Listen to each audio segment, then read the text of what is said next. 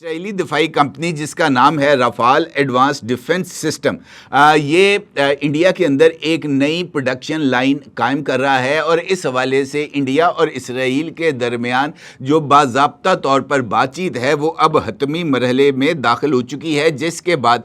یہ جو Iron Dome ہے اس میں استعمال ہونے والے انٹرسیپٹرز انڈیا کے اندر تیار ہوں گے۔ یہ کوئی فروخت یا تحفہ نہیں ہے، بلکہ یہ آپ یہ سمجھیں کہ جوائنٹ مینوفیکچرنگ ہے۔ اس میزائلز کا کچھ حصہ انڈیا کے اندر تیار ہوگا، اسمبل ہوگا، لیکن 100% اسرائیل اپنی جو میزائل ٹیکنالوجی ہے وہ انڈیا کے اندر یا انڈیا کو فی الحال ٹرانسفر نہیں کر رہا۔ مستقبل میں ہو سکتا ہے کہ باضابطہ معاہدے کے نتیجے میں کسی مرحلے میں یہ جو ٹیکنالوجی ہے آئرن ڈوم میں استعمال ہونے والے انٹرسیپٹرز کی، یہ انڈیا کو ٹرانسفر کر دی جائے، لیکن ابھی تک اس حوالے سے کوئی جو پیش رفت ہے وہ سامنے نہیں آ سکی۔ بتایا گیا ہے کہ یہ جو آئرن ڈوم ہے یہ 2011 سے عملی طور پر اسرائیل میں استعمال ہو رہا ہے، اور اسرائیل کے مطابق اس کا جو سکسیس ریشو ہے وہ 80% سے زیادہ ہے۔ رافال اس وقت یہ جو انٹرسیپٹرز ہیں وہ امریکہ کی ریتھون کمپنی کے ساتھ اشتراک سے تیار کر رہا ہے۔ یہ وہی کمپنی ہے جو امریکہ کے لیے پیٹریاٹ میزائل ڈیفنس سسٹم کے انٹرسیپٹر بھی تیار کرتی ہے، اور تھیڈ میزائل جو ان کا میزائل ڈیفنس سسٹم ہے اس کے بھی جو انٹرسیپٹرز ہیں وہ اسی کمپنی کے ذریعے تیار کیے جاتے ہیں۔ اب صورتحال یہ ہے کہ اسرائیل اور انڈیا ان دونوں کے درمیان جو دفاعی تعاون ہے وہ ایک طویل عرصے سے جاری ہے، لیکن مودی سرکار کے برسر اقتدار آنے کے بعد اسرائیل اور انڈیا کے درمیان جو دفاعی تعاون ہے اس میں بہت زیادہ اضافہ ہوا۔ ابھی ریسنٹلی انڈیا کی جانب سے اسرائیل کو ایک $8 بلین کا آرڈر بھی دیا گیا ہے، جس کے بعد اسرائیل وہ جو ڈیفنس پروڈکشنز ہیں وہ تیار کر کے انڈیا کو دے گا، جس میں ٹینکس ہیں، جس میں اینٹی ٹینکس وہ جو میزائلز ہیں، دیگر جو ملٹی لانچ راکٹ سسٹمز ہیں، اس طرح کی چیزیں اور ڈرونز وہ انڈیا کو فراہم کیے جائیں گے۔ اب صورتحال یہ ہے کہ انڈیا کا جو ایک نشریاتی ادارہ ہے NDTV، اس نے اس حوالے سے خبر کو بریک کیا ہے اور بتایا ہے کہ جناب یہ پروڈکشن لائن انڈیا میں اب لگنے جا رہی ہے، اور اس کے نتیجے میں انڈیا کے اندر جدید میزائل ٹیکنالوجی آئے گی، اور اس کے نتیجے میں انڈیا جو اپنا میزائل ڈیفنس سسٹم بنا رہا ہے کشا، اس کو اس سے سپورٹ ملے گی، اور اس کے نتیجے میں مقامی سطح پر مینوفیکچرنگ میں اضافہ ہوگا، نوکریاں ملیں گی، اور سپلائی چین کی ترقی ہوگی، اور ان میزائلز کی برآمدات سے انڈیا کو بھی اس کی اکانومی میں فائدہ ہوگا۔ اور اسٹریٹجک فائدہ یہ ہے کہ اگر کوئی جنگ ہو جاتی ہے پاکستان کے ساتھ یا چائنا کے ساتھ، تو انڈیا اپنے short range missile defence system کے اندر آئرن ڈوم کے اسی میزائلز کو استعمال بھی کر سکتا ہے۔ اس میزائل کا نام تمار میزائلز ہیں جو اب انڈیا کے اندر تیار ہوں گے۔ اب اس کی وجہ کیا ہے؟ یقینی طور پر یہ بڑا ہی امپورٹنٹ ایسپیکٹ ہے، کیونکہ اس کے نتیجے میں ہی یہ جو ساری جو صورتحال ہے وہ واضح ہو کے ہمارے سامنے آئے گی۔ اہم بات یہ ہے کہ یہ جو تمار میزائلز ہیں یہ شارٹ رینج ہے، یعنی 4 کلومیٹر سے لے کر 70 کلومیٹر رینج تک آنے والے راکٹس، مارٹر گولے، چھوٹے ڈرونز، جسے ہم کہہ سکتے ہیں کہ سست رفتار کروز میزائلز، اور کم بلندی پر آنے والے محدود فضائی خطرات کا مقابلہ کر سکتا ہے۔ اس کے لیے یہ میزائلز استعمال ہوتے ہیں۔ طویل فاصلے تک یا بیلسٹک میزائلز یا سب سونک، سپر سونکس یا ہائپر سونک میزائلز کے خلاف یہ جو انٹرسیپٹرز ہیں یہ استعمال نہیں ہو سکتے۔ اب اہم ایسپیکٹ یہ آ رہا ہے سامنے کہ حالیہ جو جنگ ہوئی ہے امریکہ، اسرائیل اور ایران کے درمیان، اس میں ایک جانب ایران نے ریجن میں موجود خلیجی ممالک میں موجود جو امریکی اڈے تھے ان کو نشانہ بنایا۔ ابھی ریسنٹلی BBC ویریفائی نے بہت ساری ایسی سیٹلائٹ امیجز جاری کیے ہیں جس میں ایرانی حملوں سے امریکی بیسز پر تباہی واضح طور پر نظر آ رہی ہے۔ اس کے ساتھ ساتھ ایران کی جانب سے متحدہ عرب امارات پر بھی اٹیکس کیے گئے اور اسرائیل کے اوپر بھی اٹیک کیے گئے۔ جو اٹیکس ایران کی جانب سے اسرائیل پر کیے گئے وہ سب سے زیادہ حیفا شہر پر کیے گئے، کیونکہ حیفا شہر میں نہ صرف اسرائیل کی آئل ریفائنری جو کہ اس کی سب سے بڑی آئل ریفائنری ہے وہ موجود ہے، بلکہ وہ ان کا ایک اہم اہم تجارتی مرکز بھی ہے، اور حیفا میں ہی آئرن ڈوم بنانے والی جو انٹرسیپٹرز کمپنی ہے رفال، اس کا ایک پروڈکشن یونٹ وہاں پر بھی لگا ہے۔ یہ جو جنگ تھی، اسی دوران یہ جو میزائل ڈیفنس پروڈکشن سائٹ تھی، یہ ایرانی حملوں سے برے طریقے سے نشانہ بنی تھی، اور آپ کو یاد ہوگا کہ وہاں پر بڑے پیمانے پر تباہی مچی تھی، اور یہ جو راکٹ انجنز تھے جو کہ میزائل انٹرسیپٹرز میں استعمال ہوتے ہیں،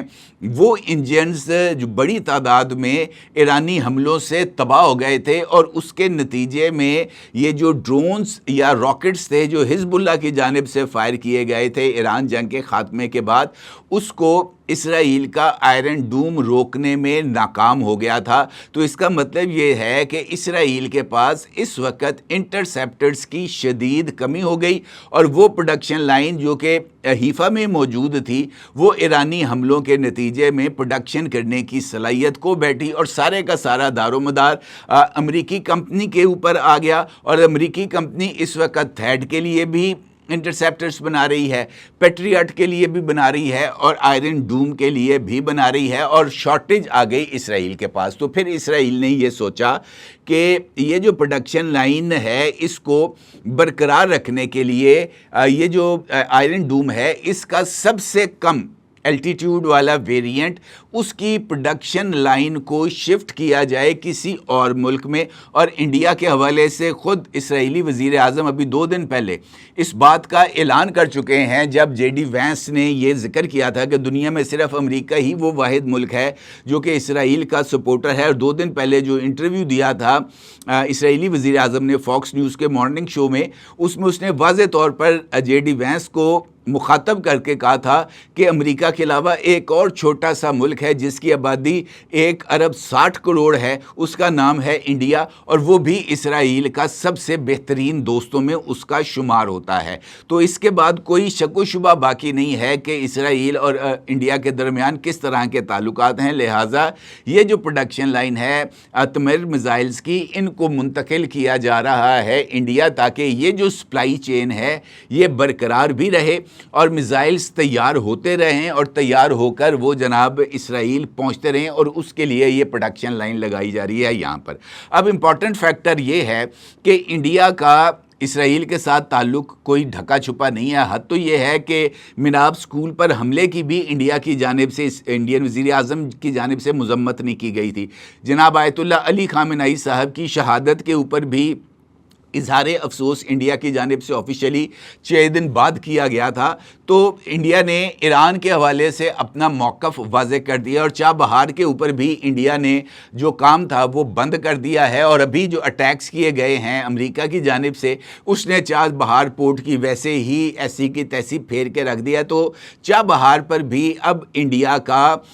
جو انٹرسٹ تھے وہ آلموسٹ ختم ہو گئے ہیں، لیکن تیل ایک ایسی چیز ہے جس کی انڈیا کو ضرورت ہے، اور یوکرین پر حملوں، یوکرین کے رشیا کی آئل سٹوریج سائٹس پر حملوں کے بعد انڈیا کی یہ جو سپلائی چینز ہیں جو کہ ابن ہرمز سے آتی تھیں، سعودی عربیہ سے، متحدہ عرب امارات سے، کویت سے، وہ بھی متاثر ہوئی ہیں۔ اور یہ جو ابھی اسلام آباد ڈیکلیریشن کے بعد جو ایران کو اجازت ملی تھی، اس میں بھی سب سے زیادہ تیل کے جو آرڈر تھے وہ انڈیا کی جانب سے تھے ایران کے لیے۔ اب ایران کے اوپر یا ایران کی جانب سے فائر ہونے والے جو میزائلز ہیں جن کو اسرائیل انٹرسیپٹ کرے گا، وہ تیار ہوں گے انڈیا کے اندر۔ تو ایسی صورتحال میں یہ جو ایران اور انڈیا کے تعلقات ہیں یہ کس طریقے سے بحال رہ پائیں گے، اس کے حوالے سے میں ایک بیان ہے جو کہ ایران کی نیشنل سیکورٹی کونسل کی جانب سے سامنے آیا تھا، اور اس بیان میں ان کے جو سیکرٹری تھے باقر ذوالقدر، انہوں نے اس بات کا اظہار کیا تھا کہ ریجن کے اندر اور دیگر ممالک جو اسرائیل کے ساتھ محبت رکھتے ہیں، اسرائیل کے اعلی کار ہیں یا اسرائیل کو مدد فراہم کرتے ہیں، وہ ایران کا ٹارگٹ بنیں گے اگر یہ جنگ دوبارہ شروع ہوتی ہے۔ اور جنگ دوبارہ شروع ہونے کے لیے ڈونلڈ ٹرمپ نے الٹیمیٹم بھی دے دیا تھا، اور وہ آج رات 12 بجے وہ الٹیمیٹم ختم ہوگا۔ تو پھر دیکھنا یہ ہے کہ اس الٹیمیٹم کے خاتمے کے بعد کون سی صورتحال سامنے آتی ہے۔ یہ پروڈکشن لائن کی ورکنگ یقینی طور پر کل سے تو سٹارٹ نہیں ہوگی, یہ تو ابھی جو پالیسی ہے وہ طے ہوگی, پھر ایکوپمنٹ آئے گا, وہاں پر انویسٹمنٹ ہوگی, پروڈکشن لائن بنے گی, اس کو بھی سال 6 مہینے لگنے ہیں. لیکن اس کے باوجود یہ جو اسرائیل ایران تنازع ہے یہ بھی کبھی ختم ہونے والا نہیں ہے, یہ بھی ایک نیور اینڈنگ سٹوری ہے. تو کیا ایسی صورتحال میں ایران کا جو ٹارگٹ لسٹ ہے اس میں انڈیا آئے گا؟ اگر آئے گا تو کیسے آئے گا؟ یہ ایک بڑا امپورٹنٹ ایسپیکٹ ہے میری نظر میں, کیونکہ یہ انفیکٹ اس بات کا تعین کر رہا ہے بہت ساری چیزیں. دیکھیں ماضی کے اندر انڈیا ایران کا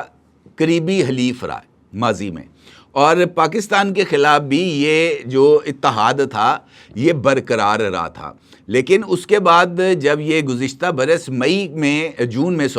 12 جون کو جب یہ جنگ کا آغاز ہوتا ہے تو پھر اس کے بعد ایران کی آنکھیں کھلتی ہیں کہ وہاں پر رو بھی نظر آتی ہے, موساد بھی نظر آتی ہے, وہاں پر ڈرون سازی بھی نظر آتی ہے, ان ڈرون سے ایرانی لیڈرشپ پر اٹیکس بھی نظر آتے ہیں. چابہار بندرگاہ جو ہے وہ ڈرونز کو ایران منتقل کرنے کے لیے بھی استعمال ہوتی ہے. اس وقت ایرانی سپریم لیڈر جناب آیت اللہ علی خامنہئی صاحب کو شہید کرنے کی کوشش میں EMP بھی